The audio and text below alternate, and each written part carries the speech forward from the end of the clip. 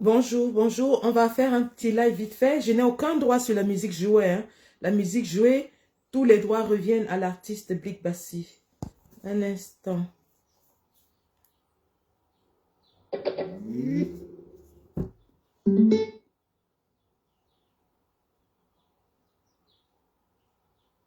Voilà.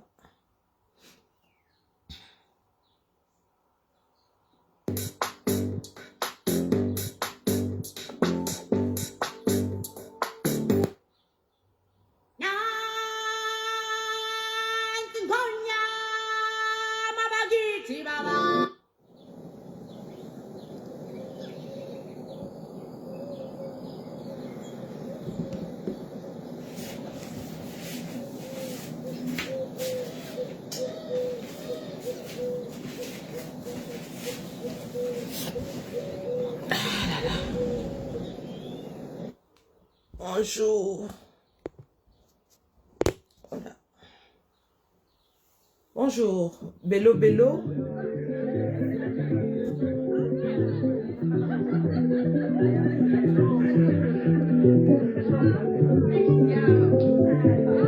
Médecin Alexis. Les Osimo, bonjour.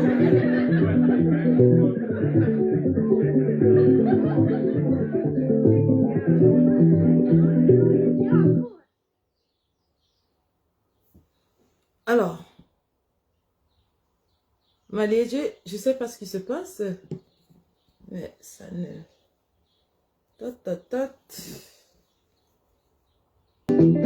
Bonsoir mesdames, bonsoir messieurs, bienvenue dans ce Facebook Live de Sandy. Alors aujourd'hui, puisque le sujet est d'actualité, je voulais vous entretenir très vite fait, hein, parce qu'on en a pour 1 heure maxi. Je dois m'apprêter pour aller au travail un tout petit peu après. De la trahison dans le combat, les gars. La trahison, la traîtrise dans le combat. Évangéliste Cuigafran, bonjour. Bonjour. Tafo, comment tu vas? Bonjour. Donc, nous allons parler de la traîtrise dans le combat des infiltrations. La ligne est ouverte, hein, je vais vous mettre le numéro d'appel tout à l'heure. Mais avant de vous mettre le numéro d'appel, parce que j'aimerais que vous vous exprimiez sur le sujet, que vous me disiez ce que vous pensez de tout ce qui se passe en ce moment. Est-ce que vous êtes alarmé par cela? Est-ce que vous êtes concerné? Est-ce que vous avez peur? Est-ce que ça vous pose un problème? Est-ce que vous avez des soucis? Si oui, quel est votre souci? Et qu'est-ce que vous pensez qu'on doit faire en tant que combattants, tous ensemble, en tant qu'une famille combattante, pour traverser ces secousses que nous vivons en ce moment? Maman Elise, bonjour. Je t'appelle tout à l'heure sur mon chemin de travail. Je t'appelle maman, s'il te plaît. Sport obligé. Vraiment, tu vas m'obliger à faire le sport. Sport obligé. L'heure est grave. On doit faire le sport. Donc, voilà. Donc, le sujet que nous abordons aujourd'hui est vraiment d'actualité parce que nous voyons depuis un certain temps des secousses dans la résistance. Des secousses que ce soit dans le parti politique qui porte la lutte en ce moment au Cameroun. Bonjour, grand frère Cyril Kemenye. Des secousses aussi parmi les combattants activistes. Et on se rend compte que, comme on l'a dit à moult reprises, cela ne doit pas surprendre plus d'un. Parce que nous savons que le régime néocolonialiste installé par la métropole il y a de cela 60 ans est habitué à être commande. Et lorsqu'il se sent menacé, oui, il va activer tous les leviers pour déstabiliser ceux-là qui sont en train de le mettre à mal. Donc, c'est ce que nous vivons en ce moment. Nous vivons des moments de secousse dans la résistance, mais nous savons que cela arrive dans toutes les luttes de libération. Nous savons que les luttes de libération sont secouées par des moments de grandes trahisons, hein, qui parfois peuvent même résulter à la mort. Bonjour ma lionne Brigel, Nana, du courage ma chérie. Beaucoup de courage. À la mort du leader. Mais dans notre cas, le Cameroun, notre leader est bel et bien debout et rien ne lui arrivera. Parce que le Seigneur, les ancêtres et nous-mêmes veillons à ce que rien ne lui arrive. Bon, je vais commencer sans plus tarder, hein, sans trop développer. Vous-même, vous avez vu l'actualité de cette semaine où des personnes qui étaient frustrées par le processus électoral au sein du parti ont fini par se révéler, par dévoiler en fait qui elles étaient. On sait très bien que lorsque vous appartenez à une formation politique, il y a un règlement intérieur qui régit la vie du parti politique. Et donc ce règlement intérieur, vous êtes amené à le suivre en tant que membre du parti, parce que vous avez signé lorsque vous adhériez à ce parti, à obéir au règlement de ce parti, à sa ligne de conduite en fait. Donc, le parti a son règlement intérieur, sa ligne de conduite, et il a ses statuts qui sont observés et qui régissent sa vie. Donc, lorsque le parti organise des échéances internes, il y a un règlement et des procédures qui accompagnent ce processus-là. Et alors, des gens qui n'ont pas été contents du fait que leur candidature ait été éliminée, au lieu de suivre le canevas tracé justement à l'intérieur du parti, se sont décidés à aller sur la place publique et à, de ce fait, jeter le parti en pâture, en fait, jeter le parti en pâture, non seulement entre les mains de son bourreau. D'ailleurs, vous avez vu avec quelle vitesse le préfet a signé l'autorisation de réunion, alors que ces mêmes préfets n'autorisent jamais une seule marche du même parti. Vous avez vu. Donc, ils vont jeter le parti en pâture entre les mains de leurs bourreaux, mais aussi en pâture à l'opinion nationale et internationale.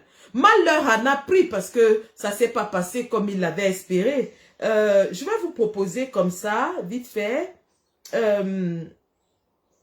d'écouter en fait les raisons de cette débandade. Quand ça se passe comme ça. Non, pas toi, pas tout de suite là. Hein? Pas toi.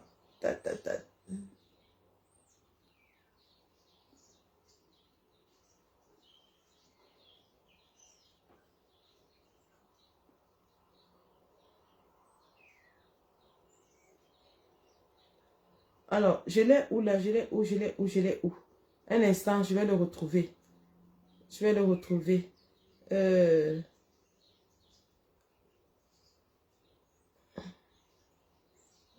J'ai cette vidéo là. Vous l'avez tous vu, hein? C'est juste un petit rappel comme ça. Il s'appelle encore qui là? Emmanuel. C'est Kueka, non? C'est Kueka.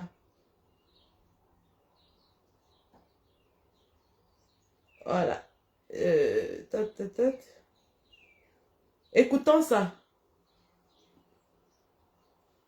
Président national au palais présidentiel.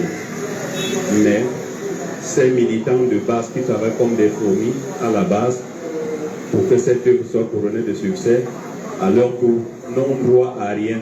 C'est pour cela que, en 2019, on nous a empêchés d'aller aux élections.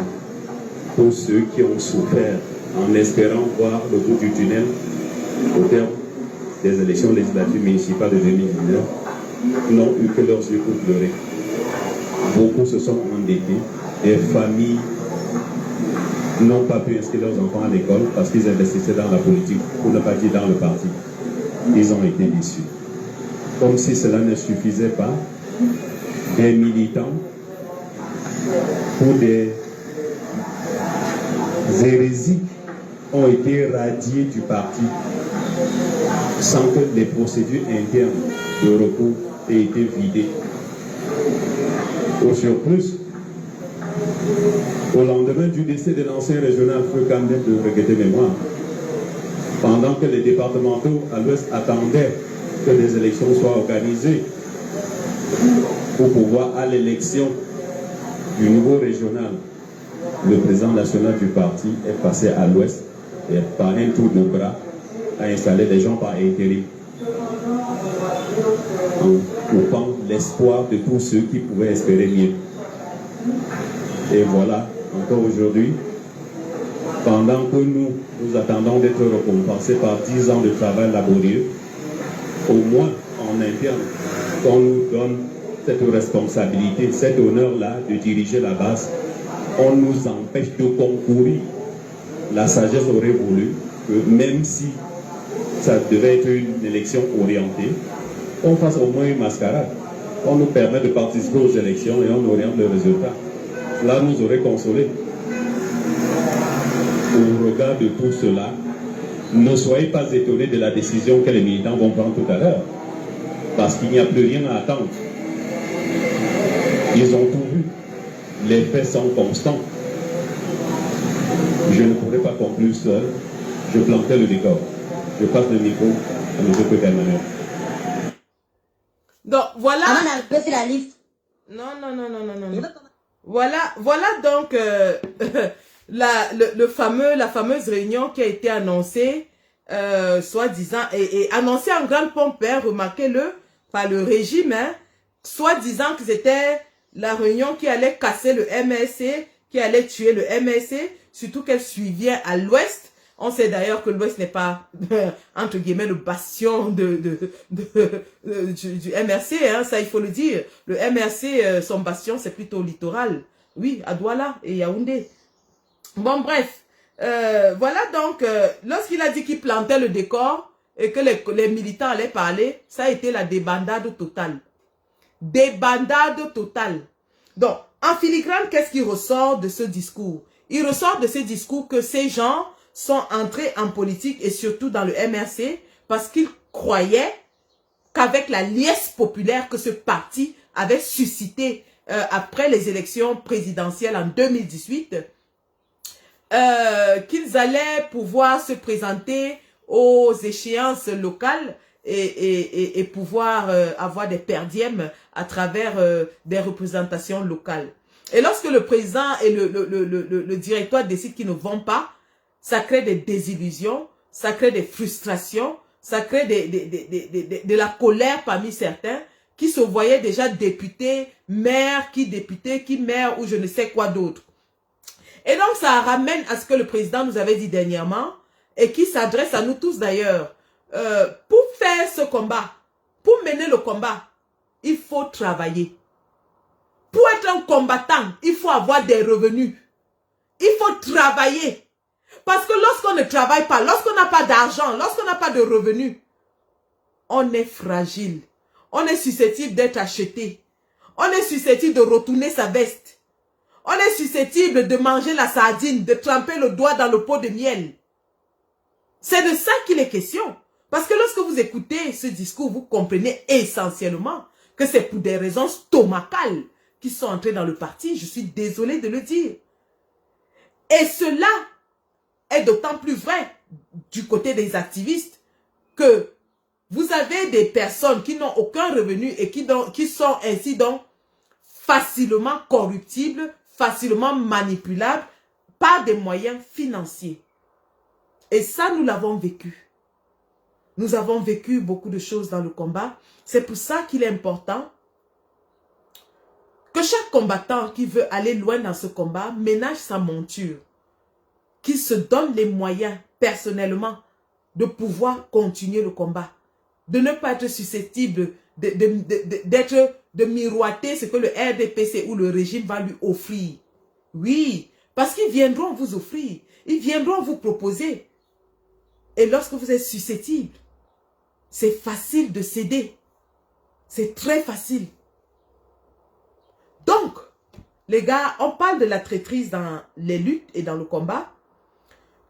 Je pourrais prendre des exemples. Les exemples sont légion et je parle sous le contrôle de Cyril Kemenye qui est à la fois journaliste et historien qui peut vous en dire plus à ce sujet. D'ailleurs, je l'inviterai probablement à un de ces lives instructifs où nous allons vraiment développer ce genre de thème en passant par, bien sûr, le génocide en région Bassa et Bamieke au Cameroun lors des luttes de libération de notre pays. Ça, c'est des sujets qu'on doit aborder et sur lesquels nous devons éduquer notre population parce que le colon justement et l'administration coloniale qui est toujours en place au Cameroun a bien fait d'effacer la mémoire collective à ce sujet.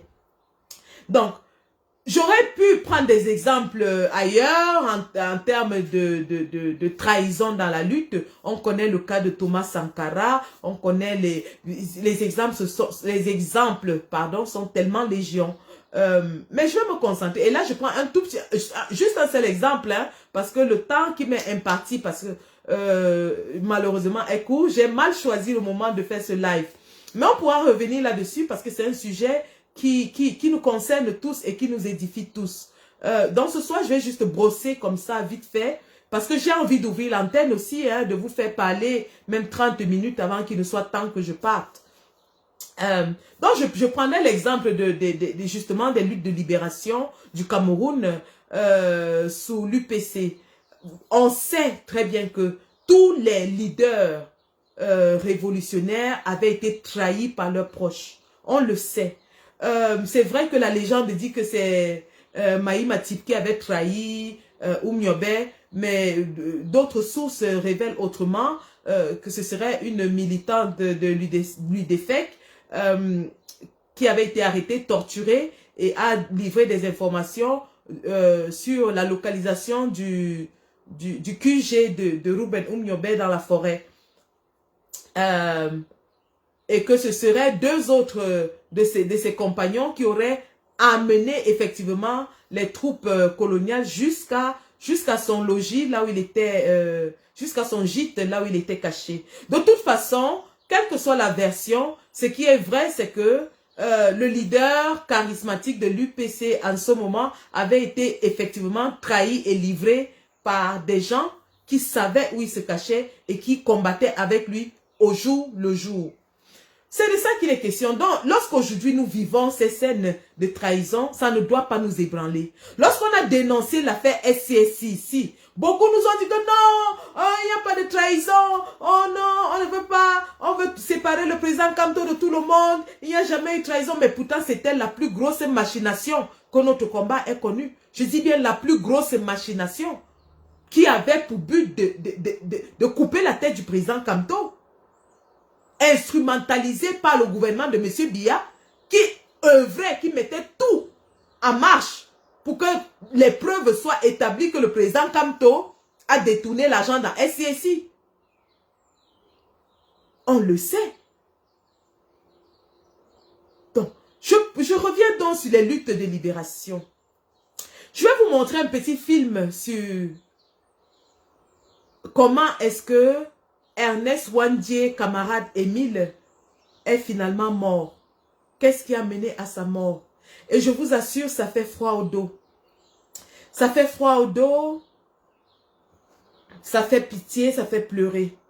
Parce que vous voyez un homme qui a dévoué sa vie à la lutte de tout un peuple et qui à la fin se retrouve tout seul, se retrouve isolé, abandonné, esselé, seul entre les mains de ses bourreaux, seul entre les mains de ceux-là qu'il a combattus. Et avec toute l'intelligence qu'il a eue, il a compris que l'heure était venue et il s'est livré. Remarquez que même en zone ambazonienne, hein, aucun des généraux ambazoniens n'a été abattu par l'armée. Hein. Ils ont été trahis et livrés par leurs proches. Donc lorsque nous menons cette lutte, nous devons nous attendre à être trahis par ceux qui sont à côté de nous. Ceux qui marchent avec nous dans les rues tous les jours, qui disent qu'ils sont des combattants, ce sont eux-là qui vont aller nous livrer. Ce sont eux qui vont essayer de nous faire chuter. L'ennemi est dans la maison, les gars. Le ver est dans le fruit. Et c'est d'autant plus effrayant que lorsqu'on est dans la liesse du combat, on oublie tous ces aspects sécuritaires. Et c'est avec un peu de recul, pour moi personnellement, c'est aujourd'hui que je commence à m'intéresser à tout ça. Mais lorsqu'on était dans la liesse des marches, des manifestations, on n'y pense pas. On est à fond dedans, quoi. On est à fond dedans. Mais ce n'est pas tous ceux qui crient Kamto, Kamto, Kamto qui sont des combattants. D'ailleurs, on l'a vu. On a vu des gens qui criaient Kamto, Kamto, Kamto, qui aujourd'hui sont en train de vouloir le tuer. Qui ont juré que leur combat, c'est de l'éliminer. On a vu des gens qui crient, ah, le peuple, oh, on fait quoi? On veut Kamto. qui aujourd'hui jure par tous les dieux que leur combat c'est de prendre la place de Kamto au lieu d'aller prendre la place de Biya. Ben oui, malheureusement c'est comme ça. Mais une fois qu'on a dit ça, lorsqu'on est... Je ne veux pas utiliser la phrase fétiche, hein, parce qu'apparemment le gars a mis les droits d'auteur dessus. Lorsqu'on sait qu'on n'est plus en sécurité là, c'est là où on est alors en sécurité. Lorsqu'on sait que la sécurité là, il n'y a plus, c'est là où on est en sécurité. C'est quand on croit qu'on est en sécurité qu'on n'est pas en sécurité. Ben oui. C'est lorsqu'on croit qu'on est en sécurité qu'on n'est pas en sécurité. Donc, je vais vous faire regarder ce petit film et après je vais ouvrir l'antenne vite fait. Hein. Je vais vous laisser parler. N'oubliez pas, j'ai épinglé le lien là parce que nous allons à Genève pour le procès. Vous avez vu quand Macron était là, Biya a tout fait pour qu'on ne parle pas du Nozo, qu'on ne parle pas de la guerre en Amazonie, qu'on ne parle pas de la crise politique et qu'on ne parle surtout pas des prisonniers politiques. Donc nous allons à Genève, nous avons une tribune qui nous est offerte pour parler de tout cela. Vraiment les gars, motivez-nous à aller faire le job. Motivez-nous, nous sommes les attaquants de pointe. C'est vous qui portez l'équipe. Hein? Vous savez quand l'équipe est au stade là et que le public chauffe le stade, il y a la motivation. Hein? C'est vous qui chauffez. Nous on est le 11 entrant. Ndabade Fosenta, on tchouk le fémur. Donc les gars, chauffez la carte s'il vous plaît.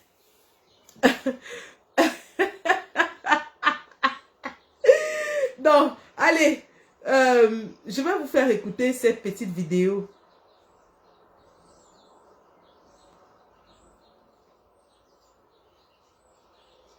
Alors.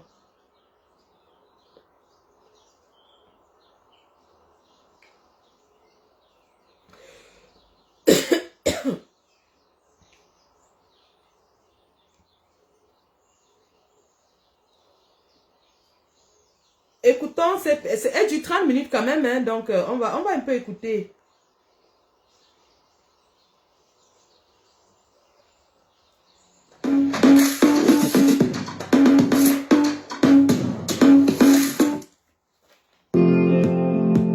You might be asking yourself, can you actually create high-quality live streams for free? Well, with StreamYard, the answer is yes. StreamYard allows you to live stream up to 20. Il y a d'ailleurs deux versions. D'abord, Monsieur Ndogmo a dit qu'il avait eu l'accord d'Aïdjo de lui ramener Wandie. Et après, dans la deuxième version, il dit qu'il était en train de faire partir Wandie pour l'étranger. Alors, je voudrais que vous clarifiez, vous qui avez été aux premiers interrogatoires au commissariat spécial de Mbanga. Qu'est-ce qui s'est passé? D'abord pour Njassem, voilà, parce que Ndogmo n'avait pas été interrogé en Mbanga. Ndogmo a été arrêté alors qu'il revenait de Rome. Ouais. Je me souviens que j'étais dans cet avion qui avait fait un avion d'Air Afrique qui faisait Paris, Genève, Rome, Douala. Et on est arrivé le matin, jeudi matin. Alors nous parlerons aussi pourquoi il était allé à Rome. Mais pour le moment, racontez-nous comment Njassem Mathieu s'est retrouvé dans les locaux de la police. Bon, voilà, nous, les services de renseignement du Mungo, étions au courant que quand Monseigneur Ndogmo se promène et qu'on nous disait qu'il a le curé dans sa voiture, nous savions que c'était des maquisards. M. Ndogmo est parti le 11 août 1970 où il avait fait loger Wandie, Ernest et ses compagnons. Attention, il faut toujours dire Wandie. Wandie, c'est Wandie Ernest. Camarade et alias Camarade Emile. Camarade Emile, bon. Oui. Il est passé, nos informateurs nous ont dit que Monseigneur Ndogmo est passé ici avec 4 personnes dans la voiture, 4 curés. On a su que ce sont les maquisards. Parce qu'il les a bien en tenue de séminaristes. De séminaristes. Voilà. Bon, nous étions donc prêts. Bon, un instant, cette vidéo est intéressante parce que elle est racontée par quelqu'un qui travaillait pour l'administration. Dans sa version des faits, n'est pas forcément celle que nous voulons, mais elle est intéressante parce que elle nous fait voir comment il pensait. Et c'est très très intéressant. Suivons. Malgré l'interdiction de contrôler la voiture de Ndogmo, à interpeller cette voiture avec les prêtres, avec les curés, quand elle va remonter sur le conseil. Il y avait l'interdiction de confouiller sa voiture parce qu'il avait reçu l'autorisation de Saba Leko, préfet de Konsamba, qui lui avait donné de laisser passer parce que Ahidjo aurait, paraît-il, dit de le laisser tranquille parce que il est en train de négocier le retour de Wandi vers le Giron. Donc Saba Leko lui avait donné de laisser passer. Vous êtes formel là-dessus. Oui, Saba Leko lui donnait et le carburant, c'est-à-dire les moyens pour rencontrer les maquisards. Et ces jours-là, il avait de laisser passer pour transporter même les maquisards à bord de sa voiture. Et il nous était interdit de contrôler les voitures. Maintenant, le 11 août. Le 11 août, il descend donc avec des curés dans sa voiture. Nos informateurs nous signalent. On attendait son retour. Il est parti un peu tard parce qu'il devait faire la messe en Konsamba, partir de Konsamba à Melon pour prendre les Wandje dans sa voiture et descendre pour retrouver la pirogue qui devait amener Wandje hors du Cameroun, au Nigeria. Bon, il a loupé cette pirogue. Et vous attendiez que quand il va revenir... Quand il va revenir avec les gens, nous allons interpeller cette voiture malgré l'interdiction. Voilà. Bon, alors, il est parti. Arrivé là-bas, il a trouvé que la pirogue était partie. Pourquoi il voulait faire sortir Wandje? Les gens disaient que Ahidjo avait demandé d'amener Wandje. Maintenant, lui, il veut faire sortir Wandje. Non. Il a tenté, en 1964, à convaincre Wandje pour qu'il aille rencontrer Ahidjo avec lui. Il a d'ailleurs dit dans son interrogatoire qu'il a rencontré Ahidjo en 64 et en 65 et il a promis à Ahidjo de lui rapporter Wandje, pas pour le tuer. Et que Wandje aurait répondu que s'il veut rencontrer Ahidjo, que Wandje voulait rencontrer Ahidjo, d'après ce que dit Ndogmo. Parce qu'il aurait posé la question à Wandje que pourquoi tu veux rencontrer Ahidjo, et que Wandje lui avait dit qu'il veut dire à Ahidjo de cesser d'être le valet de l'impérialisme et qu'eux, ils se joindront à lui. C'était ça. Voilà. Quand il a refusé, Ahidjo voulait à tout prix la paix dans son pays, le Cameroun.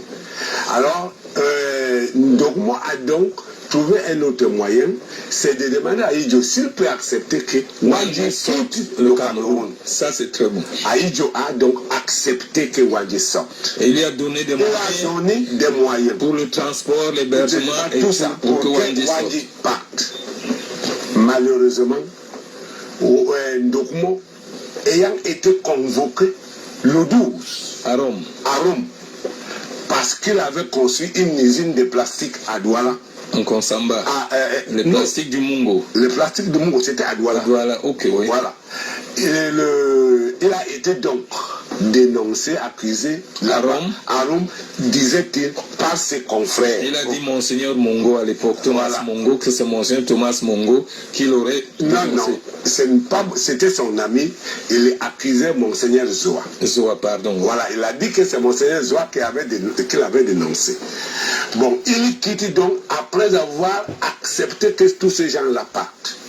Quand il a accepté, ces gens, Wandje a préparé son départ. Ndogmo, lui, il avait déjà réservé sa place pour le vol du 12. Le 12 août. Et il savait qu'il fait sortir le Wandje le 11 août. Alors, lui, il est alors, quand il rate, la pirogue est déjà partie. Il ramène donc le Wandje et ses trois compagnons. Il les laisse où? À Maleke. Chez le catéchiste. Chez le catéchiste de Maleke. Excusez-moi de nom, parce que je n'ai pas le livre là maintenant. Ça fait 36 ans aujourd'hui. Bon, il les laisse donc chez le catéchiste de Maleke. On ne sait par quel, ou bien Wandje avait un pressentiment. Il lui dit non.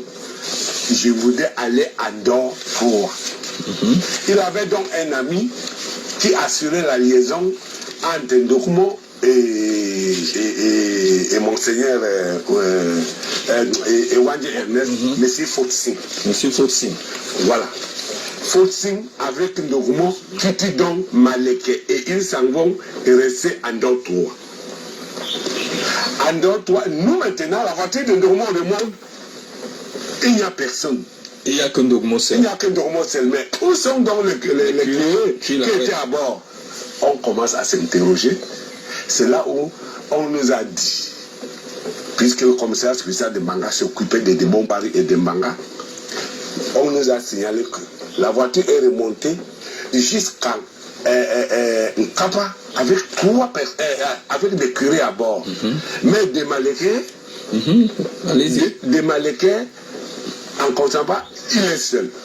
On voulait donc rafler toute la nuit soit les populations d'Nkapa, soit les populations de Malekés. Mais lui, il était déjà en Andor 3. D'Andor 3. Qui était déjà en Andor 3? Wandji, Fotsing et Njasep Mathieu et deux autres. Voilà. Ils arrivent donc à Malekés, à Andor 3. Dans la nuit, ils s'en vont demander à manger à une veuve.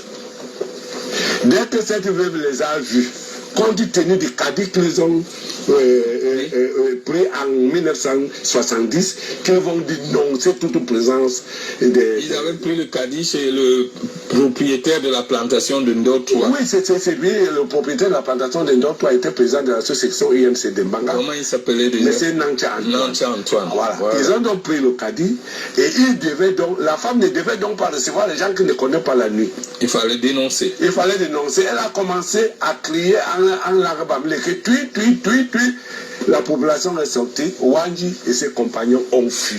Bon, le 11 août donc... Bon, attendez, j'arrête là, je vous explique en fait ce qui se passe. Ce qui se passe, c'est que Ernest Wandji traitait avec Monseigneur Ndogmo. Bon, et il lui faisait entièrement confiance. Alors, Monseigneur Ndogmo était l'intermédiaire entre Ernest Wandji et Ahidjo. Alors, Ahidjo, Monseigneur Ndogmo demande à Ahidjo que, est-ce que tu vas, si je t'amène Ernest Wandji, est-ce que tu vas le tuer? Il ne faut pas le tuer. Et il demande à Ernest Wandji, est-ce que tu es prêt à rencontrer le président Ahidjo? Ernest Wandji dit, oui, je vais le rencontrer, mais pas pour lui demander quelque chose, pas pour négocier avec lui, juste pour lui dire que il doit défendre les intérêts du peuple camerounais. Et une fois qu'il le fait, nous allons nous aligner derrière lui. Donc, Monseigneur Ndogmo était à peu près l'intermédiaire entre Ahidjo, qui représentait l'administration coloniale, et Ernest Wandji qui luttait pour la libération du Cameroun. Or, Monseigneur Ndogmo, comme c'était un prélat, il avait un laissez-passer. La police ne fouillait jamais sa voiture, on l'interpellait jamais. Et vous savez qu'à l'époque là, puisqu'il y avait la guerre du maquis, la police, il y avait beaucoup de surveillance, donc on fouillait toutes les voitures, on fouillait tout ce qui passait, il y avait les barrages partout. Mais Monseigneur Ndogmo avait un laissez-passer spécial, signé par, je crois que c'était le gouverneur qui était à l'époque, Saba Leko. Donc, sous la demande d'Ahidjo, donc, voilà donc Monseigneur Ndogmo amène Ernest Wandji qui voulait quitter le Cameroun. Il amène, je crois que c'était en Konsamba, je vais resuivre un peu. Et là-bas, quand il arrive, il les laisse. Il les laisse et il remonte pour aller prendre son vol pour aller à Rome. Maintenant, la personne chez qui il est parti les laisser n'est pas là. Les combattants commencent à marcher dans la nuit, ils ont faim. Ils vont toquer à la porte d'une vieille dame, d'une veuve, pour lui demander à manger. Mais la dame, regardez comment le régime et les colons terrorisaient les populations. Ils les avaient terrorisés comme ils savent que les Bamileke croient beaucoup en la tradition, aux choses surnaturelles. Ils ont fait boire le kadi à toute la population. Toute la population avait bu le kadi que s'ils voient quelqu'un qu'ils ne connaissent pas, ils doivent seulement aller dénoncer. Voilà, c'est comme ça alors que Ernest Wandji va toquer à la porte de cette femme avec ses compagnons pour demander à manger. Mais dès que la femme voit des personnes qu'elle ne connaît pas, elle se met à crier tui. Donc il veut dire Makiza. Le peuple sort pour chasser les Ernest Wandji. Donc c'est à peu près ça jusqu'ici et j'espère que je ne me suis pas trompée. Continuons de suivre. Pendant que vous attendiez Ndogmo, il laisse ces gens-là chez le catéchiste de Maleke. Et dans la nuit, qu'est-ce qui se passe? Bon, Wandie, ils vont demander à manger à une vieille veuve. À une vieille veuve à d'autres. Et cette vieille veuve se met à dire tu, ça dit Maquisard. C'était le mot de passe. Voilà, ils ont fui. La population essayait de les poursuivre la nuit. Et eux-mêmes avaient peur parce que les maquisards pouvaient les tuer. Ils sont partis. Étant donc partis, et Fotsing et deux autres demandent à Wandji que la zone est dangereuse, qu'il traverse pour... Fotsing, qu'est-ce qu'il est devenu en parenthèse? On ne sait pas jusqu'à présent. Bon, il est parti avec les deux autres. Avec les deux autres. Bon, ils ont traversé donc le Mungo. Njaseb n'a jamais voulu donner le nom des deux autres. Jamais de la vie. Ni Wandji. Non, non. Je vais arriver là-bas, non, quand on va l'interroger. Bon, les deux autres ont traversé le Mungo à Mombobiche. Ouais. Ils sont partis. Njaseb est resté avec Wandji. Bon, Wandji lui tenait à rencontrer Ndogmo pour que il avait envoyé... Mais là, il n'était même pas au courant que Ndogmo était déjà parti sur Rome depuis le 12. Depuis le 12. Mais il voulait à tout prix monter en Konsamba. Et c'est là où il y a quelque chose qui ne va pas. Ndogmo part sur Rome, abandonnant les gens dont il avait la responsabilité de faire rencontrer Amadou Ahidjo. Il part, il ne leur laisse rien du tout, il ne leur dit rien. Il ne leur dit. C'est sombre, mais l'histoire en parlera.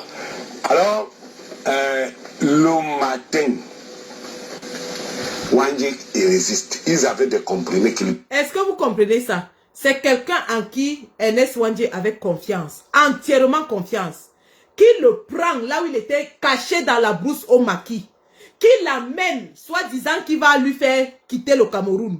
Il va l'abandonner quelque part et il s'en va à Rome sans lui dire. Est-ce que vous comprenez ça? Donc Ernest Wandji était au maquis, tranquillement. Il était caché dans la brousse. Monseigneur Ndogmo va le chercher, lui fait traverser les points de contrôle. Va maintenant l'abandonner quelque part, soit disant que il va le faire sortir du Cameroun. Et lui, il le laisse là-bas, il s'en va, il prend l'avion, il part à Rome, il laisse Ernest Wandji. Voilà comment la chute de Ernest Wandji est venue. Allons-y. Qu'il buvait sans manger. Le 13, ils arrivent à la plantation. Il faut préciser que Wandji avait une blessure au pied. Oui, qui l'embêtait beaucoup. Jusque-là, nous, on ne savait pas. Une blessure très grave. Oui, qu'il était malade. On ne savait pas. Bon, les deux planteurs, Fotsing et Ndemo, arrivent donc dans leur... Non, pas Fotsing. Titinang, je crois. Non. Titinang et Ndemo. Excusez-moi. Oui, allez-y, c'est Titinang et Ndemo. Ils voient donc des gens qui sucent les fèves de cacao. Ils disent, voilà les voleurs de notre cacao. Ils commencent à les poursuivre. Eux aussi commencent à fuir. Njaseb Mathieu qui constate que Wandji ne courait pas vite. On va l'arrêter. Parce qu'il a une blessure au pied. Il est âgé. Il freine. Wandji le dépasse et il se trouve entre Wandji et les planteurs. Les planteurs mettent la main sur lui. Et comme ça, Wandji profite pour partir. Il disparaît. Voilà quelqu'un qui pose un acte nationaliste pour protéger son patron. Les jeunes d'aujourd'hui, je ne sais pas s'ils peuvent le faire. Attendez, j'arrête là parce que voilà une partie qui m'a beaucoup intéressée. Et c'est des choses qu'on doit faire connaître à notre jeunesse, que moi-même je ne connaissais pas. Alors ce nationaliste, ce combattant, appelé Mathieu Njasem, qui a pris son corps, il a mis pour défendre Ernest Wandji. Je vous fais écouter. Je vous fais écouter la version de la sardine. Non, attendez. Non, c'est important, Mathieu. C'est important parce que Njasem là, il a quand même empêché qu'on arrête Ernest Wandji à ce moment. Donc, il se met et il permet à Ernest Wandji de fuir. Mathieu, laisse-moi écouter. Si tu connais la vraie version, viens me donner, on va débattre là-dessus, s'il te plaît. faire. Bon, ça c'est important. Donc, Voilà. il protège Wandie qui part. Et lui, les deux planteurs le prennent et il dit qu'il est seul. Voilà. Parce que c'est important ça aussi. Voilà. Les deux planteurs, au lieu de l'amener chez leur chef de groupement, l'amènent directement au commissariat spécial. Le chef de groupement, il faut préciser que ces deux planteurs, Titina et Ndogmo, sont Tchang. Oui, c'est son Tchang. Wandie et Ndiasep, je crois, sont Bangante. Non, Ndiasep est d'Inkam. Ndiasep est d'Inkam, Wandie est Bangante. Ndiasep est de Yabassi. Hein? Enfin, il est ce qu'on appelle le Hunkam. Oui. Bon, donc les deux Tchang amènent directement Ndiasep Mathieu au commissariat spécial de Mbanga. C'est-à-dire chez vous? Chez moi. Il me trouve. Et c'est à moi que le commissaire Massongo Jean Marshal confie l'exploitation de Ndiasep Mathieu. Ndiasep est donc devant moi. Il commence à nous raconter des choses qu'il disait pour nous tourmenter. Il dit qu'il a laissé le camarade Émile dans son PC. Son PC se trouve dans la forêt de Bazou, entre Bazou et Kondo. Le camarade Émile, c'est Wandie. C'est-à-dire, il veut vous dire, il veut la diversion. Regarde jusqu'à quel niveau il continue à protéger son patron. C'est un bon nationaliste. Il voudrait nous divertir. Bon, après, on fouille son sac. Pendant qu'on fouillait son sac, il y a deux chemises de deux infirmiers qui avaient été tués à la clinique Happy à Loum. Parmi les deux infirmiers qui étaient tués, il y avait le cousin du secrétaire de police Fongang Théophile. Oui. Quand il a vu la chemise de son cousin avec du sang, il a giflé Ndiasep Mathieu. C'est toi qui avez tué mon cousin. Ouais, c'est vous qui avez tué mon cousin. Ndiasep me dit commissaire, vous voyez, parce qu'il croyait que j'étais commissaire. Il me dit commissaire, vous voyez, je vous donne gratuitement des informations. Et ce monsieur me gifle. Ce monsieur me gifle. Donc je ne parle plus. Je ne parle plus. Si vous voulez tuer moi. Il n'a plus jamais parlé jusqu'à l'enquête à Yaoundé. Moi, je l'ai donc embarqué pour l'amener chez le chef service provincial, M. Lem Émile à Douala. Et je l'ai laissé et je suis rentré. Voilà donc l'arrestation de Ndiasep Mathieu. Le camarade Bendela. Donc le camarade Bendela est arrêté. Mais on ne sait pas où est le camarade Émile Wandie, puisqu'il a bien protégé. Voilà. Bon, maintenant, je disais au début de notre entretien que l'histoire est venue vers toi. C'est pas toi qui es allé vers l'histoire. Ça s'appelle un destin. Car nous savons que par la suite, Wandie lui-même aussi se livrera pratiquement à la population. Il se trouve, paraît-il, au bord du chemin de fer. Alors, je vous laisse raconter, vous qui étiez là. Oui, monsieur Wandie qui passe donc du temps en brousse, il ne sait que faire. Il prend la décision de s'embarquer dans un train qui va monter en Consamba. Parce qu'il croit tout. Alors, remarquez qu'à ce moment-là, le leader Ernest Wandie est déjà seul en brousse. On a arrêté Mathieu Ndiasep, les deux autres ont fui. Il est seul en brousse. Il a une blessure au pied. Il est fragile. Vous imaginez la brousse en pleine forêt équatoriale, avec les serpents, avec le foie, avec tout ce que les animaux venimeux, il n'y a pas à manger. Et il est malade, il a une blessure au pied. Il est fragile. Il est fragile, il est seul, il est abandonné en brousse. Pas dans sa base, dans une brousse où il voulait fuir. C'est comme ça que le leader se retrouve esselé, isolé, abandonné.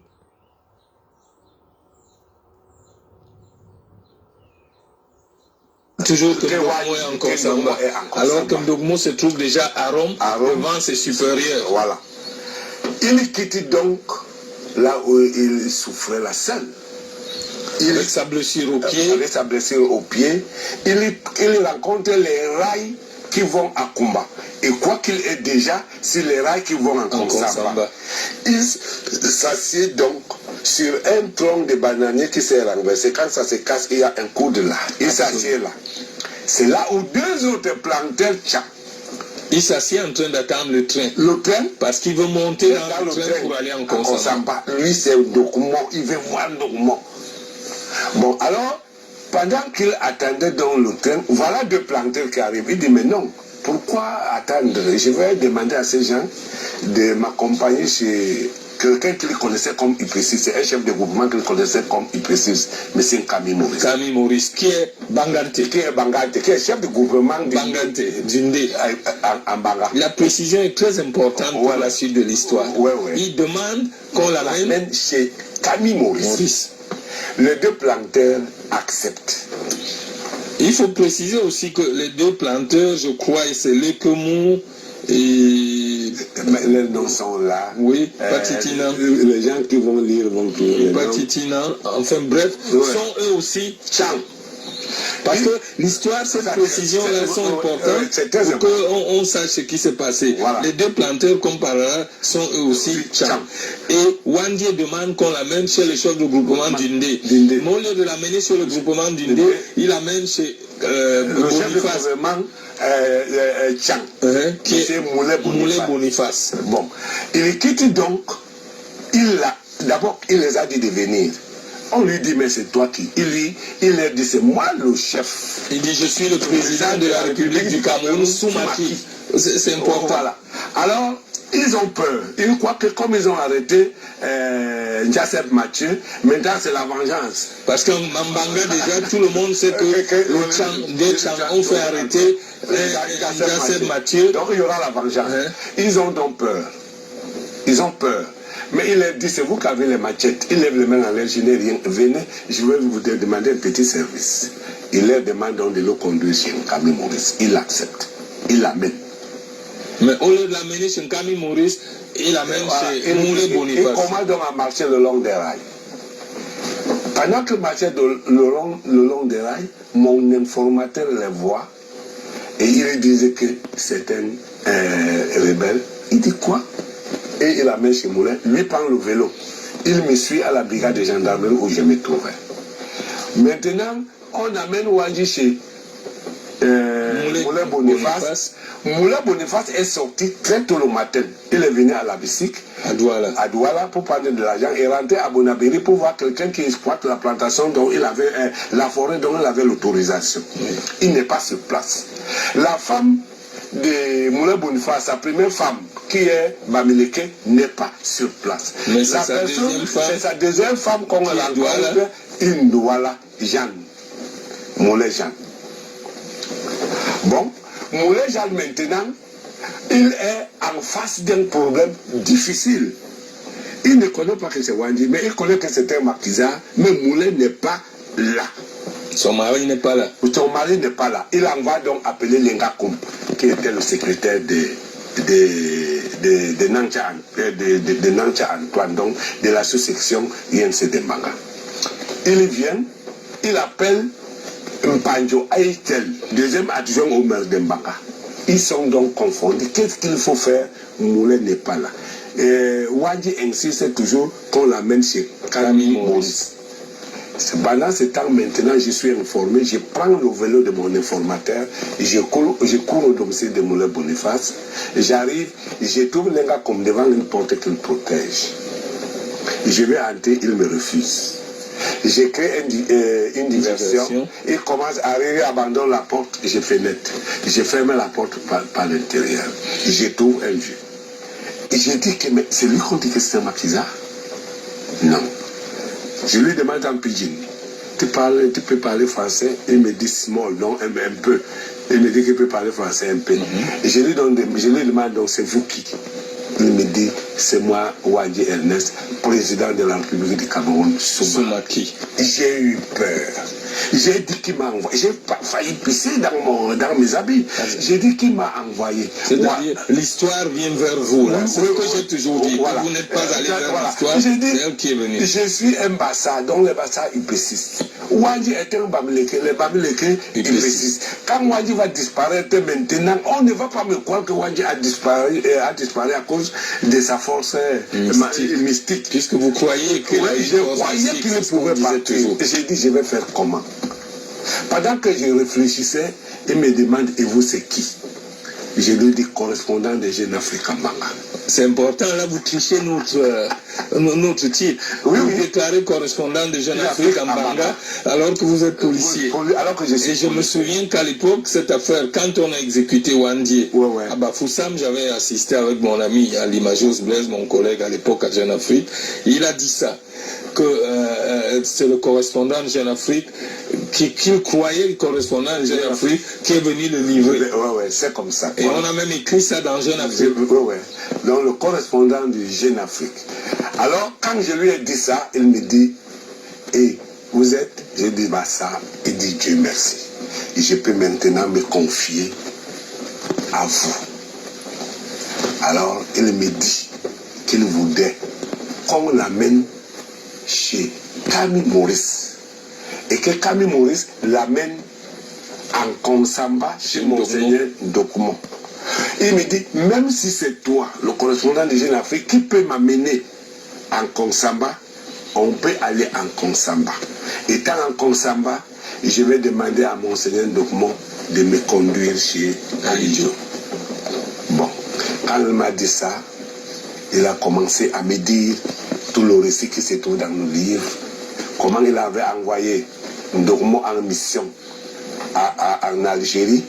Dokumo a amené de l'argent, Dokumo ne lui a pas donné. Il lui a donné que 800 000 francs. Et alors, il commence à me dire comment Aïdjo a accepté qu'il quitte le pays, il a donné les moyens à Dokumo. Et j'ai oublié de vous dire une chose très importante. Dans le sac de Njasep Mathieu, nous n'avions trouvé que 7 000 francs en tout. Et pour tout.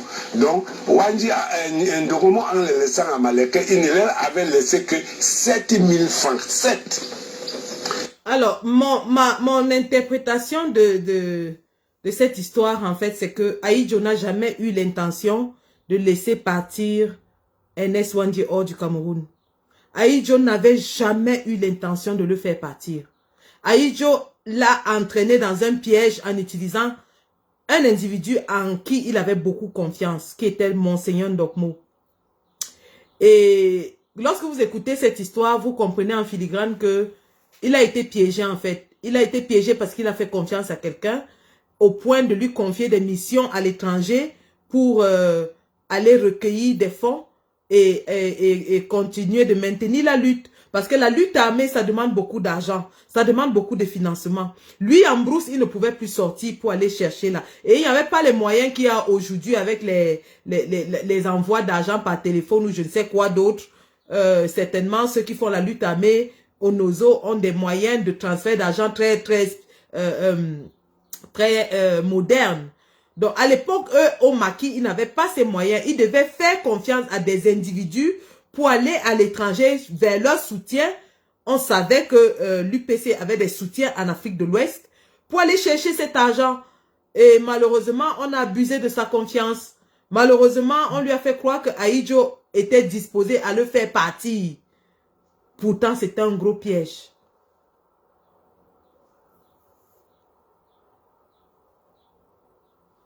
Njasep est là pour le témoigner. Et je le connais. Voilà. Alors, après, quand il a fini de me raconter tout ça, il a parlé de la division de l'UPC qui repose sur les épaules d'un certain Kwembenji. Samuel Kwembenji, voilà. Sur qui nous avions déjà fait une émission. Voilà. Samuel Kwembenji que j'ai connu étant jeune. Voilà. C'est Samuel Kwembenji qui a donné une partie de son terrain en Komondo pour que l'UPC construise son bureau dessus. Voilà. Il m'a dit que la personne qui a livré Oumniobin, c'est Mongo. Et il me dit, ni Mkwembenje, ni Mongo ne vont pas mourir de sitôt, ils vont souffrir. Mkwembenje va devenir aveugle. Il me dit, si tu seras vivant, correspondant de Jeune Afrique, il faut passer par là-bas. Mkwembenje sera aveugle. et Mongo va souffrir en chair et en os avant de mourir. Mais c'est Binji. Oui, ça c'est bien. J'ai connu Nkwembenji, je sais comment il est mort, je sais comment Mongo est mort. Voilà. C'est peut-être une prédilection. Il a prédit ça. Mais cela ne veut pas dire que si Nkwembenji est mort un peu aveugle, puisque je le sais, c'est à cause de Rwandi. Voilà. Peut-être que c'est pour ça que je dis, l'histoire, elle est comme ça. Nous devons rapporter ce qu'il a dit, mais ça ne nous engage pas. Et ça ne veut pas dire que c'est forcément parce qu'il a dit que c'est arrivé. Bon, alors, il me dit, je lui ai dit, mais est-ce qu'on peut aller manger chez moi? Il se lève. J'ouvre la porte. Vous me dites, mais avant ça, d'après ce que je sais, vous aviez déjà envoyé un de vos policiers aller avertir... Non. Je ne savais même pas que les policiers m'avaient rejoint. Il était là. Moi, j'étais enfermé avec lui. Oui, mais quand c'est maintenant, avant de dire est-ce qu'on peut aller manger chez moi, c'était pourquoi? C'était pas pour l'amener chez vous. Ce n'était pas pour l'amener chez moi. À la police. C'est pour l'amener au commissariat. Voilà, c'est pour ça que je dis. Et vous saviez déjà qu'un de vos gars était parti. Non, il n'était pas encore parti. Allons-y. Quand j'ouvrais dans la porte, j'ai fait avancer Wandi. Quand il voit un béret rouge et un béret noir, il me dit dans ces conditions. C'est-à-dire un gendarme et un policier. Un policier, il me dit qu'il ne bouge pas. On rentre, il s'assied. Il me dit, viens. Il m'a expliqué. Bon, je pense qu'à ce moment, le leader se rend compte qu'il est pris au piège. Parce qu'il croyait avoir affaire à un reporter Jeune Afrique. Mais lorsqu'il veut sortir, il voit un gendarme et un policier. Donc, il se rend compte que voilà, c'est terminé. Et là, maintenant, tout ce qui va se passer après, hein, parce que Ernest Wandje, c'est un homme très intelligent. Il a compris qu'il était seul, il était affaibli, il était vulnérable et il était entre les mains de son bourreau, en fait. Maintenant, tout ce qui va se passer après, c'est lui qui décide de comment ça va se passer. Parce qu'il comprend que la fin est arrivée. Donc, on n'est jamais parti l'attraper en brousse. Il s'est livré. Et il s'est livré, il a décidé de comment sa fin allait arriver. Il a décidé. Il a utilisé ses neurones pour marquer l'histoire. Et lorsque j'ai écouté cette histoire, j'ai encore un peu plus de respect pour cet homme parce que j'ai compris qu'il avait compris qu'il marquait l'histoire de notre pays profondément. Et qu'il a voulu mourir en héros et non comme un rat. Il a décidé de mourir en héros.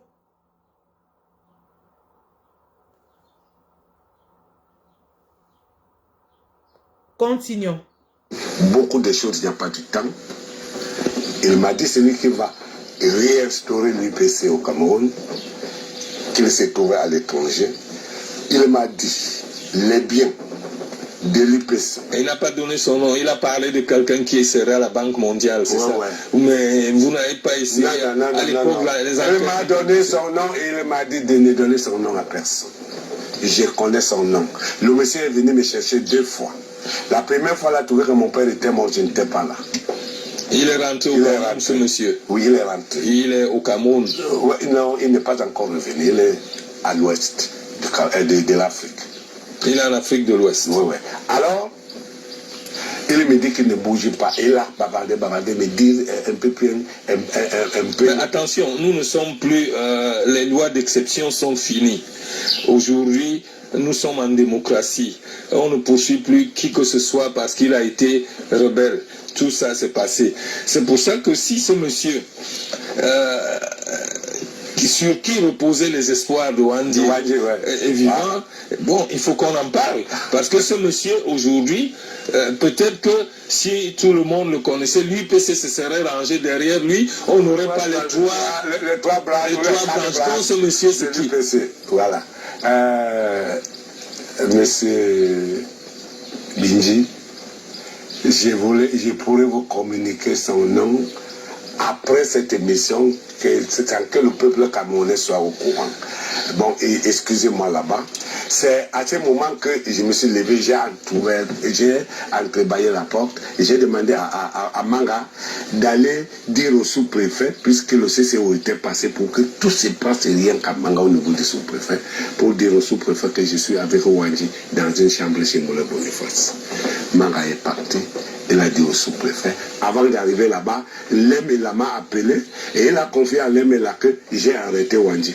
Lemela a donc transmis immédiatement la nouvelle à Yaoundé et on a dépêché dans les avions, les hélicoptères qui sont... Mais attention, vous sautez là. Je crois, d'après ce que je sais, avant que les avions, les hélicoptères ne viennent, Monsieur Enamba, qui était préfet, je crois... Je voulais arriver. Oui, il était... C'est Sabal n'était plus préfet. Sabal n'était plus préfet. Il est devenu ministre à Yaoundé. Oui, secrétaire d'État à la justice. Voilà. C'est ça, c'est... Lemela. Non, Enamba. Enamba qui était préfet en Konsamba. Je voudrais arriver. Enamba est de passage, comme par hasard. Voilà. Quand j'ai donc informé le sous-préfet, M. Enamba se trouvait déjà au niveau de Loum. À tout hasard. À tout hasard. Il était en train d'aller à voilà.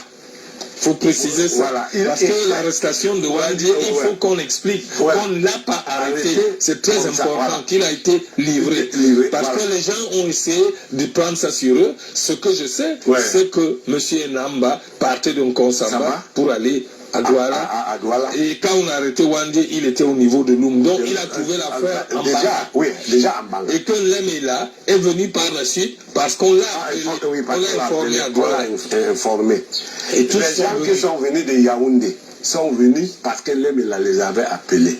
Ils sont donc, pendant que le sous-préfet invite l'armée de terre à Banga à venir me chercher chez Moulay Boniface, ils ont donc amené un camion. Wandji, quand on me dit que nous devons partir, je me lève avec Wandji, on sort. Il voit le camion. Il dit qu'il ne peut pas monter dans un camion. Quand notre président... Quand votre président ils sont dans une voiture décapotable. Il salue la population. Moi, je suis président amenez-moi une voiture décapotable pour que je parte. Sinon, terminez-moi ici. Voilà, vous avez compris, non? Ernest Wandji comprend que voici son dernier voyage et il décide de comment ça va se passer. Il exige qu'il ne sorte que dans une voiture décapotable. Que quand Aïdjo lui-même se balade, il se balade toujours dans une voiture décapotable. Et que lui, il est président du Cameroun sous Macky. Donc lui aussi, il veut une voiture décapotable. Ah ça c'est ce qu'on appelle un homme. Il refuse. Je m'en vais tout doucement à côté du commandant de la 7e compagnie. Je lui ai dit non, elle va amener une voiture Jeep. Nous mettons Wandji là-bas. Il m'a écouté, il est parti apporter une voiture Jeep. Là, Wandji a accepté de monter. Il est monté, mais nous avions donné des consignes aux deux militaires qui étaient à côté de lui, de le bloquer pour qu'il ne se lève pas pour saluer la population. Voilà. Non, moi j'aime, c'est des petits détails comme ça que j'aime dans cette histoire. Une histoire très triste qui fait mal, mais ce sont ces petits détails, lorsque vous les transposez et que vous faites la comparaison avec ce qui se passe aujourd'hui, il n'y a pas trop de différence et vous comprenez que les méthodes de Biya sont les méthodes utilisées à l'époque coloniale. Donc, il donne une voiture Jeep à Ernest Wandji, comme il a exigé. Ernest Wandji, à partir du moment où il a vu les gendarmes et les policiers, il a su que c'était la fin. Donc, à partir de ce moment, il dirige comment sa fin sera. Il veut mourir en héros et non comme un rat. Alors, il demande une voiture où pour la population pourra le voir. Sauf qu'on lui apporte la voiture, mais on empêche qu'il salue la population. Tout comme on empêche au président élu de saluer les populations, comme on empêche au président élu d'avoir des bains de foule. Parce qu'ils ont peur. Parce qu'ils savent que lui, il avait la légitimité à son époque. Ils savent que Ernest Wandji avait la légitimité.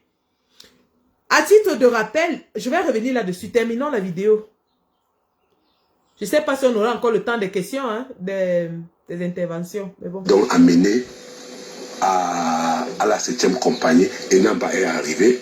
Et nous sommes d'abord assis, les responsables de maintien de l'ordre à Manga, et je leur ai raconté ce qui s'est passé. Et il m'a demandé si Wandji n'avait pas les documents. Pendant que j'étais avec Wandji dans la chambre, il a mis la main dans sa culotte là. Il a sorti les documents pour me montrer l'ordre d'émission qu'il avait donné à Monseigneur Ndokmo pour aller leur chercher les moyens en Algérie et au Ghana. Bon.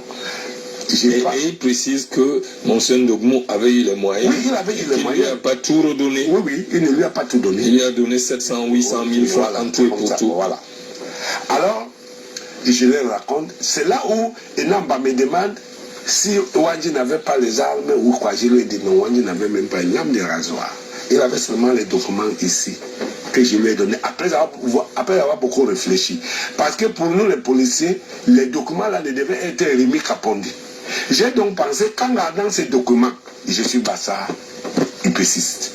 Wandji est Bamileke, IPCiste. Quand j'ai regardé ces documents, on va dire que j'ai fait pour que l'état-major de Wandji fuit en brousse parce qu'ils vont apprendre qu'on a arrêté Wandji. J'étais donc obligé de mettre ces documents et cela m'a coûté ce que m'a coûté jusqu'à aujourd'hui. Bon, voilà, c'était une partie de l'histoire. Hein. Je vous invite à aller suivre ça sur YouTube si ça vous intéresse. C'est la tribune de l'histoire. Donc, vous comprenez donc un leader de la révolution, une lutte de libération, connaît des failles toujours à partir de l'intérieur. Et le leader Ernest Wandji, après plus de 7 ans de lutte armée, quand même, hein, contre l'une des armées les plus puissantes au monde, l'armée française, effectivement, qui a subi les bombardements au napalm, qui a subi les assauts de l'une des armées les plus performantes au monde, a résisté en brousse avec ses combattants pendant plus de 7 ans. Et il a fallu que lorsqu'il s'est retrouvé en difficulté, lorsqu'il avait besoin de ravitaillement, évidemment pour continuer à alimenter ses combattants en armes, en nutrition, en munitions et en tout, qu'on aille l'abandonner quelque part, qu'il soit perdu dans une brousse tout seul et qu'il se livre lui-même. Qu'il se livre parce qu'il n'avait plus d'autre option.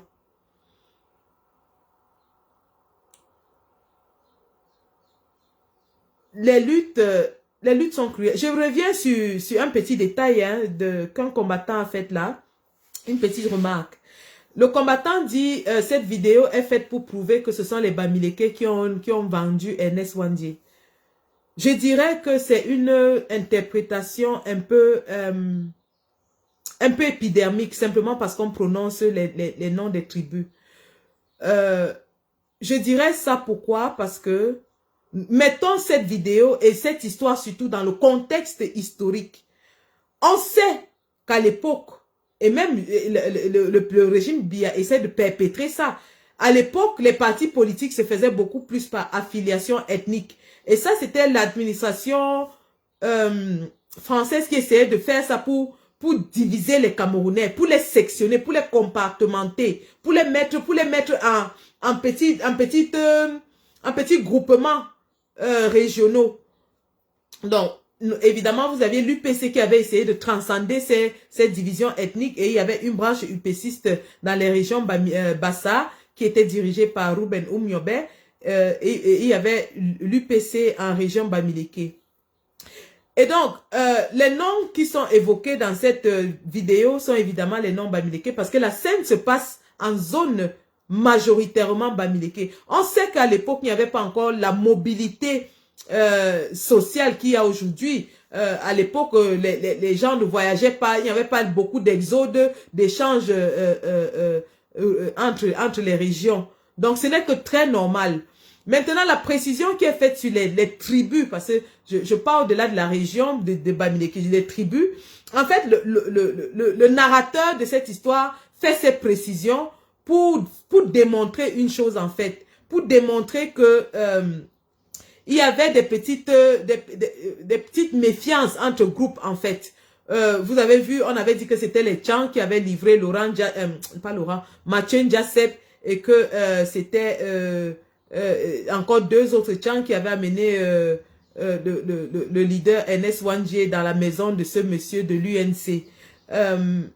En fait, il dit ça pour démontrer à suffisance que lui, il était censé normalement, en tant que UP6 Bassa, puisque normalement, il aurait eu une proximité idéologique avec Ernest Ouandjé. Donc, il essaie de démontrer que ce sont des gens qui apparemment n'avaient rien en différent de lui, enfin, j'espère que je ne me trompe pas dans mon analyse, hein, mais j'aimerais qu'on ne prenne pas ces remarques au premier degré, mais qu'on les mette dans le contexte historique de l'époque.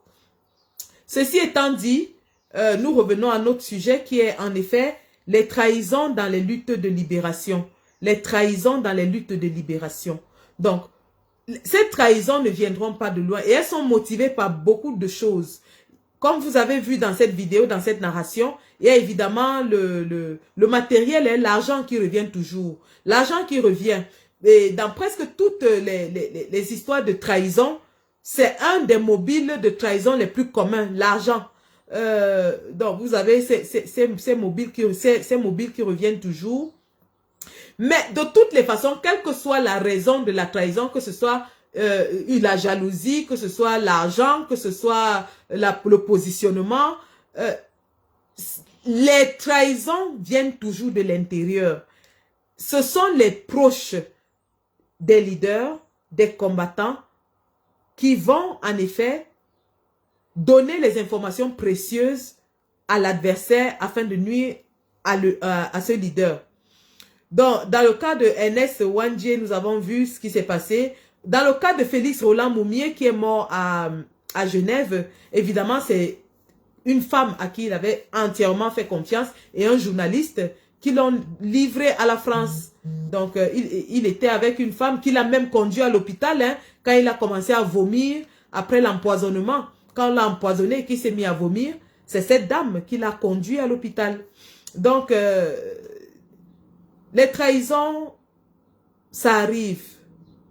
Ça arrive et c'est pour cela que lorsqu'on s'engage dans un combat, on doit redoubler de prudence, surtout lorsqu'on sait que notre combat est en train de porter. Parce que lorsque le combat ne porte pas encore, l'adversaire ne déploie pas les moyens. Mais lorsque le combat commence à porter, l'adversaire multiplie les moyens pour faire échouer le combat. Et on a vu lorsque les Ambazoniens prenaient du terrain, ils avaient le vent en poupe avec Field Marshall et tout ça, il y a eu des créations de groupes parallèles, des infiltrations et tout. Et d'ailleurs, on dit que c'est un très proche de Field Marshall qui l'a tué et qui a transporté son corps, aller le livrer. Nous avons certainement vu dans notre combat nous-mêmes ce qui s'est passé autour du président élu avec les Célestin Jamen et ainsi de suite, les Paul-Éric Kingay. Donc, l'adversaire va toujours chercher quelqu'un à qui vous avez entièrement confiance. Quelqu'un qui ne suscite aucune méfiance en vous. Vous pouvez vous abandonner entre les mains de cette personne. Alors, l'adversaire se met à travailler cette personne. Parfois, l'adversaire introduit même quelqu'un auprès de vous. L'adversaire introduit, c'est-à-dire la personne est chargée d'une mission. Sa mission est de vous approcher. De se mettre très près de vous. De découvrir vos secrets, d'avoir votre confiance. Et lorsqu'elle aura enfin votre confiance totale, elle va vous asséner le coup de poignard fatal. Donc, lorsqu'on sait ça, on sait que on est maintenant des cibles potentielles de l'adversaire et on essaie de prendre des précautions. C'est pas facile parce que on peut pas non plus vivre, ni travailler, ni combattre sans faire confiance à des personnes autour de nous. Donc, du coup, ça devient très difficile. Cependant, au lieu que nous soyons mortifiés par ces actes de trahison, au lieu que nous soyons découragés, ce que ces actes de trahison doivent faire, c'est de continuer à nous motiver. Parce que justement, ça prouve que nous sommes en train de nuire. Si on n'était pas en train de nuire, l'adversaire ne devait pas chercher à nous détruire. Oui. L'adversaire ne détruit, il ne dépense pas ses moyens. L'adversaire ne dépense pas ses moyens pour détruire quelque chose qui ne lui nuit pas. L'adversaire ne dépense pas ses moyens pour détruire quelque chose qui ne lui nuit pas. Lorsque l'adversaire essaye de vous nuire, de vous détruire, ça veut dire que vous êtes en train de lui faire du mal. Donc lorsque vous voyez le président Kam Toko, on dit qu'il est faible, il est mou, il est lent. Oh, il est président de Facebook. Mais vous voyez les moyens que l'État du Cameroun déploie pour le museler, pour l'empêcher de travailler, pour l'infiltrer. Vous comprenez qu'il est en train de leur faire mal. C'est de ça qu'il est question. Parce que s'il ne leur faisait pas mal, pourquoi ils ne vont pas, n'est-ce pas moi le parti, le PADEC, pourquoi il n'infiltre pas le PADEC? Il n'infiltre pas le PADEC, pourquoi? N'est-ce pas Cabral Libi a son parti là, PC, ou c'est PCRN? Pourquoi est-ce qu'on n'empêche pas au PCRN de tenir les réunions à son siège comme on empêche au MRC? Pourquoi est-ce qu'on n'empêche pas à Cabral Libi de faire des dédicaces de livres comme on empêche au président élu? C'est là où vous comprenez que il est peut-être tout ce qu'on dit. On veut en tout cas lui coller une image. Et tout ce que vous entendez, toute cette rhétorique-là, qu'il est faible, il est lent, il est mou, il est si, c'est justement pour jouer sur la psychologie des gens et leur faire croire que non, ça ne sert à rien. Lui là, il ne sert à rien. Mais s'il ne sert à rien, pourquoi vous déployez autant de moyens pour lui nuire? Pourquoi déployez-vous tous ces moyens? Pourquoi est-ce que les agents du RDPC infiltrent le MRC? Pourquoi est-ce que vous lui empêchez de tenir des réunions? Pourquoi est-ce que vous lui empêchez de faire des séances de dédicaces de livres? Pourquoi est-ce que vous lui empêchez de sortir de sa maison? Pourquoi est-ce que vous lui empêchez d'organiser des marches? S'il ne vous gêne en rien, pourquoi vous mettez toutes ces restrictions sur lui? C'est tout ce que vous faites là qui nous porte à croire que son combat est en train de vous faire mal. Et observez bien même au-delà des frontières nationales en diaspora. Tous ceux qui supportent le président Kamto sont combattus avec la dernière énergie. Les combattants qui soi-disant, qui sont les Ndokizards, personne ne va, ils ne reçoivent pas les coups de pierre, hein. Ils sont pas embêtés, hein. Les combattants qui disent que eux, ils sont pour le PCRN, comme celui qui était parti à la Cannes là. Qu'est-ce qui le calcule même? Personne ne le calcule. On ne le calcule pas. Il monte, il descend aussi, il veut, il saute, il cala. Personne ne le calcule. Mais tous ceux qui supportent le président Kamto, mon ami, on veut les abattre. On doit les abattre. Pourquoi est-ce qu'on doit les abattre? Parce qu'on se dit que c'est ce que j'avais appelé la technique de désossement du président Kamto. Déjà autour de lui et dans son proche entourage, il faut éliminer les gens autour de lui. Il faut retourner les gens autour de lui. Maintenant, il commence à fonctionner en cercle. Donc, ils enlèvent les gens autour de lui. Les militants sympathisants, ils infiltrent, ils essaient de démobiliser. Et maintenant, les activistes qui le soutiennent, il faut à tout prix les tuer, les casser, les salir, les déstabiliser. Parce qu'on sait qu'eux, ils continuent de mobiliser et de garder la flamme du combat vivante. C'est de ça qu'il est question. C'est de ça qu'il est question. Quand vous voyez des gens se lever et dire que le combat est terminé en diaspora, ils savent que le combat là c'est pour qui? C'est justement parce que ce combat, c'est pour continuer à soutenir le candidat, le président Maurice Kamto.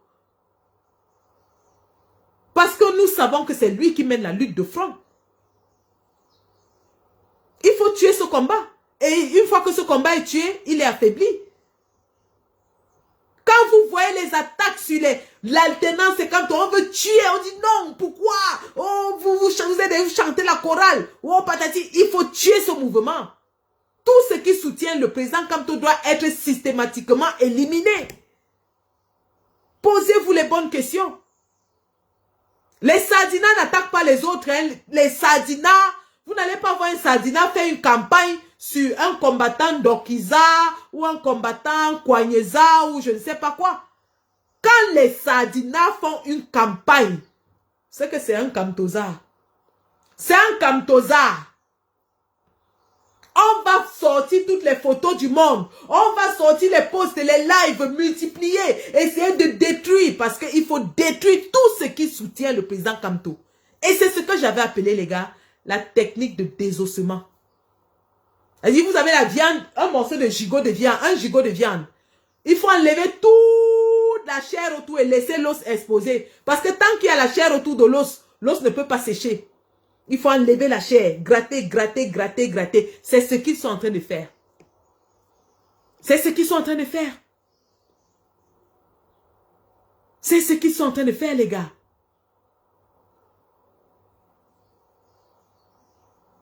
C'est ce qu'ils sont en train de faire. Vous ne savez pas combien d'allers-retours ces gens ont fait dans la prison de Kodengui pour essayer de retourner notre Mamba noir. Combien est-ce que vous savez ce qu'on lui a proposé? Sa femme avait dénoncé, la femme d'Olivier, très courageuse, que je salue d'ailleurs. Salut Madame Bibou Nissak, vous êtes une Amazone, vous êtes une brave femme. Elle a dénoncé toutes les manipulations, les influences, les intimidations qu'on fait subir à ce garçon pour qu'il abandonne le président élu. Ils ont fait à leur temps au président Mamadou Mota. Dans la nuit, nuitamment, on vient le sortir de sa cellule, on l'amène, on lui fait ci, on lui fait ça, on lui propose ci, on lui dit que non, toi tu vois, tu soutiens même le Bamileke là, pourquoi? Pourtant toi-même tu as beaucoup de chance, tu es charismatique, si tu te lèves contre lui, on va te donner ci, on va te donner ça, on va te donner ça. Le gars est resté droit dans ses bottes. Droit dans ses bottes. Il a dit oublier. Droit dans ses bottes. Droit. Debout comme I. Droit dans ses bottes. Pourquoi est-ce qu'ils ne font pas ces manœuvres autour de John Frundi, par exemple, ou de, non, John Frundi, même on sait que c'est la sardine, autour de bébé Joufflu, qui estime qu'il est un député, il se bat, machin. Il n'y a aucune manœuvre autour de lui, hein. Au contraire, John Frundi est en train de chercher à éliminer Jean-Michel Nintué des prochaines échéances à l'intérieur du parti. Mais oui, Jean-Michel Nintué est en train de subir ce que le président Kamto subit à l'intérieur de son parti. C'est-à-dire qu'on veut l'isoler, on veut l'esceler, parce qu'on sait que lui, il est dorénavant en train de combattre activement la dictature.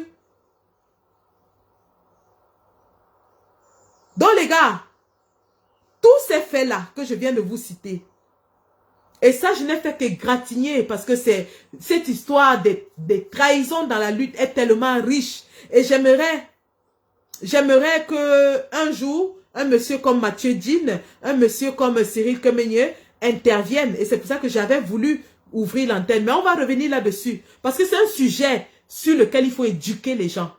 Et ce monsieur de Marie-Paul, Marie-Paul Emma, je te salue, c'est un combattant. Cyril Donald, je te salue aussi. Florence Zango, je te salue. Annie Choco. Je parle de Mathieu Dine, hein.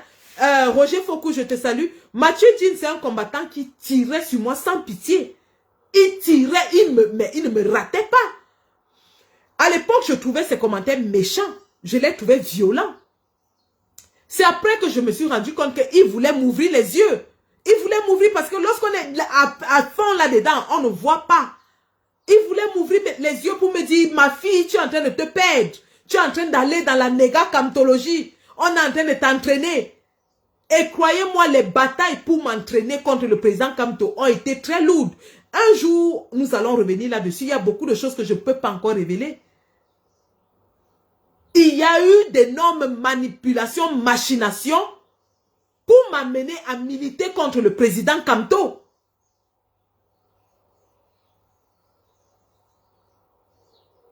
Et puis, à un moment donné, lorsque les machinations se multipliaient en inbox, dans le groupe, c'est comme si on avait enlevé un voile devant mes yeux. Je me suis rendu compte de l'endroit où j'étais. J'ai dit, merde, je suis où là? C'est pourtant cet homme qui m'a fait sortir de chez moi. C'est pourtant cet homme qui m'a donné le goût du combat. C'est son abnégation, sa force, son courage, sa détermination qui me donne la niaque de combattre. C'est sa loyauté, sa fidélité envers le peuple qui me font continuer. Et si on compte que ça nous a pris plus d'une trentaine d'années pour avoir enfin un opposant digne de ce nom contre Biya, si on l'élimine, on le tue, il nous reste qui?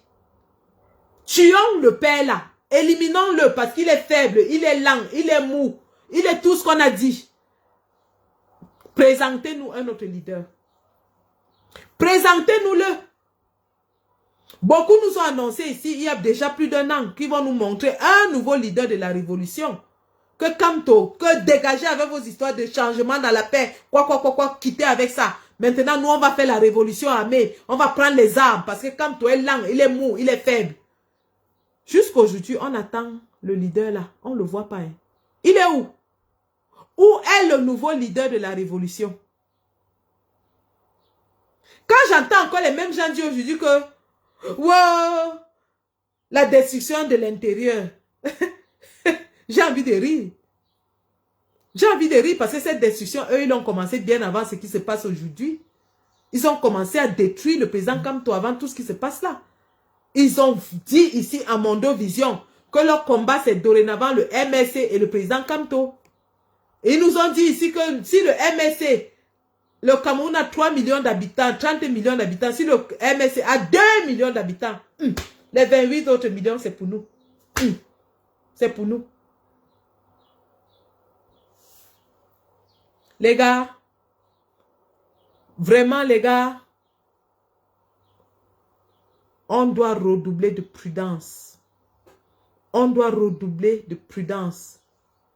Mais en redoublant de prudence, nous comprenons aujourd'hui que nous sommes fragiles et qu'il suffit d'un petit truc pour nous faire mal. Resserrons les rangs. Je dis bien resserrons les rangs. Je le dis depuis hier. Union sacrée des forces pro-Kamto derrière le président élu, les gars. Ne laissons même pas un seul espace. Ne laissons même pas un petit trou où l'ennemi va venir entrer. Union sacrée des forces. Même si on ne s'aime pas, même si on bagarre, même si tant qu'on est supporter de Kamto, comme ça là. C'est à la gare que nous allons aller régler nos problèmes. Mais pour le moment, si nous laissons la fissure, l'ennemi va entrer dedans. Si nous ouvrons même une petite fissure comme ça, l'ennemi entre dedans. En rang serré, je dis bien serré. En rang serré derrière le président élu. Je dis serré. Je ne suis pas facile à vivre, vous-même vous connaissez. Je suis mamie problème. Je suis mamie problème. Mais pour ce combat, pour le président élu, pour cette lutte, je suis prête à me coucher par terre, on marche sur moi. Pourvu que la lutte avance. Je dis pour ce combat-là, pour ce combat, vous-même vous avez, je dis que je me couche par terre, on marche sur moi, je préfère, mais la lutte avance. Si je n'avais pas compris certaines choses avant, aujourd'hui je les comprends. Et je pense que nous tous, nous avons mûri dans ce combat. 4 ans de combat, on acquiert de l'expérience. On acquiert de l'expérience. S'il y a des choses qu'on ne savait pas, on les connaît aujourd'hui. S'il y a des choses qu'on ne comprenait pas, on les comprend aujourd'hui. Et on comprend que plus on s'approche de l'objectif, plus l'adversaire multiplie les techniques pour nous faire échouer. Plus on s'approche de l'objectif, plus l'adversaire devient malin et multiplie les techniques. Vous avez vu les combattants avec les habits du RDPC, non? Vous avez vu les gens qui étaient du RDPC, qui sont entrés, ils sont entrés parmi nous, ils sont restés tranquilles. Pendant ce temps, ils font leur petit travail à l'intérieur. Ils font leur petit travail à l'intérieur. Ils sont encore là. Soyons prudents, les gars. Prudence, prudence. Et oui, cher Mathieu, tu as tout à fait raison. Il y a 2 catégories et je le dis toujours. Retenez ceci. Quand je vais dire, on va dire que ouais, diviser les combattants, ouais, elle aime les problèmes, ouais, mais c'est la vérité. Malheureusement, c'est la triste vérité des luttes de libération. C'est la triste réalité.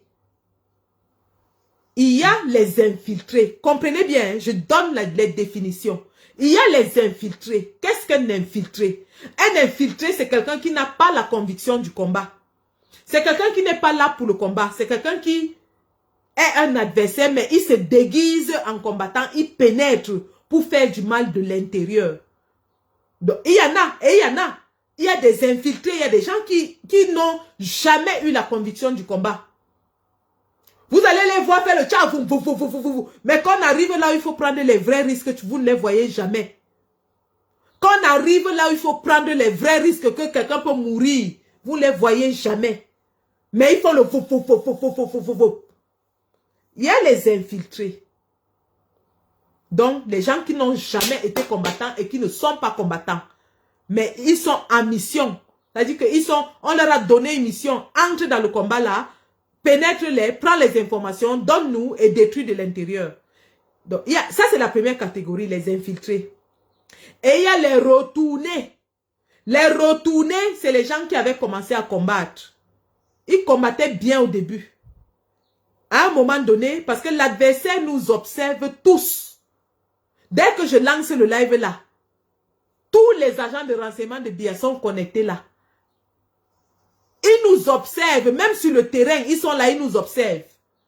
Ils nous observent tous. Et c'est des gens qui sont aguerris dans ces choses parce que ils sont dans la protection du combat, de leur pouvoir depuis 1960.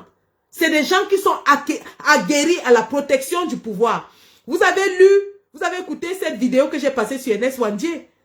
Le monsieur qui parlait là, c'était un policier et il vous dit qu'il avait des agents de renseignement au quartier. Et que quand NS Wandje passait, il y a certaines personnes qui ne le connaissaient pas. Mais ils savaient quand même que c'est un maquisard, c'est un combattant. Et donc, les renseignements lui sont arrivés qu'il y a un maquisard dans la zone. Donc, c'est comme ça. Donc, les retournés, il y a les agents de renseignement qui nous observent. Les agents de renseignement nous observent. Valsero avait bien expliqué l'affaire là. Il avait dit que il y a les combattants qui envoient les signaux, les ngep. Donc, quand tu commences à envoyer les ngep, les signaux, les gens du gouvernement captent ça. Et c'est avec ça qu'ils vont venir te contacter. Les gens du gouvernement captent, c'est avec ça qu'ils vont venir te contacter. Donc, ils nous observent et ils commencent à voir nos failles. Ils voient nos failles, ils voient nos failles, ils voient nos failles, ils voient nos failles, ils voient nos failles. Et c'est avec ça qu'ils vont maintenant essayer de nous piéger. C'est avec ça qu'ils vont maintenant essayer de nous piéger. C'est-à-dire que quand ils remarquent que peut-être tu es un combattant, tu n'as pas de l'argent, ou alors tu aimes, voilà, tu es avide, tu aimes beaucoup l'argent et tout, c'est avec ça qu'on va te piéger. C'est avec l'argent qu'on va te piéger. Quand ils voient que tu es un combattant, peut-être tu as la faiblesse pour la chair, c'est avec ça qu'on va te piéger. Maintenant, ça dépend de toi, d'où, jusqu'où tu vas dans tout cela. Si tu te rends compte que tu as chuté et que tu te relèves, tant mieux. Mais si tu persistes et tu insistes dans la bêtise, ils t'entraînent définitivement. Ils t'entraînent définitivement. Et une fois qu'ils t'ont entraîné, vous voyez, c'est comme un troupeau de moutons qui se balade dans un troupeau. Ils commencent à retirer un à un comme ça. Ils retirent un, ils retirent un. Le troupeau ne fait que se rétrécir. Ils retirent un à un, ils retirent un. Le troupeau ne fait que se rétrécir. Field Marshal, quand Field Marshal commençait la lutte, il avait 600 soldats. Quand Field Marshal était en brousse, regardez même ses anciennes vidéos. Quand Field Marshal était en brousse, il y avait le monde derrière lui. Il y avait au moins 600, plus de 1000 soldats même. Qu'est-ce que je raconte? Il avait plus de 1000 soldats. Quand ils se sont rendus compte que Field Marshal est dangereux pour eux, qu'est-ce qu'ils ont fait? Commencer à retirer ces soldats un à un. Certains ont tué, certains ont retourné, certains ont acheté. Jusqu'à ce qu'on acheté même celui qui l'a tué, qui l'a livré. Et donc, c'est comme ça, les gars. Malheureusement, dans notre lutte, nous avons commencé une lutte populaire, c'est-à-dire que on était dans la liesse populaire des élections. Il n'y avait pas un casting pour entrer dans le combat. Dès que quelqu'un faisait crier trop fort, wow, il venait seulement rejoindre les rangs. Malheureusement, ça a permis que beaucoup de sardines entrent parmi nous. Beaucoup de sardines ont rejoint les rangs. Parce qu'il suffisait de crier Kamto 2 fois, on te tirait. Vous avez vu, même ici dans la toile, quand le pasteur bonimenteur a commencé à faire les vidéos où il criait Kamto, Kamto, nous tous on est tombés derrière lui. On était que wow. Pourtant, c'était une grosse sardine puante. C'était une grosse sardine puante. Et ça n'a pas pris le temps. Quand il a vu que non, parce qu'il venait peut-être en croyant qu'il y aura le poste, il y aura ceci. Quand il a vu que la lutte dure, il a sorti ses vraies couleurs. Il a sorti ses vraies couleurs. Et c'est pour ça qu'on dit que cette lutte-là, ça doit durer. Parce qu'il y a encore beaucoup de sardines parmi nous. Les sardines sont encore dedans comme ça. Les sardines sont dedans. Les sardines sont dedans. Vous ne pouvez pas me dire que quelqu'un qui a battu campagne contre le président élu en 2018, quelqu'un a battu campagne en 2018 contre Kamto. En 2020, il se retrouve en train de crier partout Kamto. Qu'est-ce qui n'a pas marché? Le changement est arrivé quand là? Oui, les gens peuvent changer, hein, mais...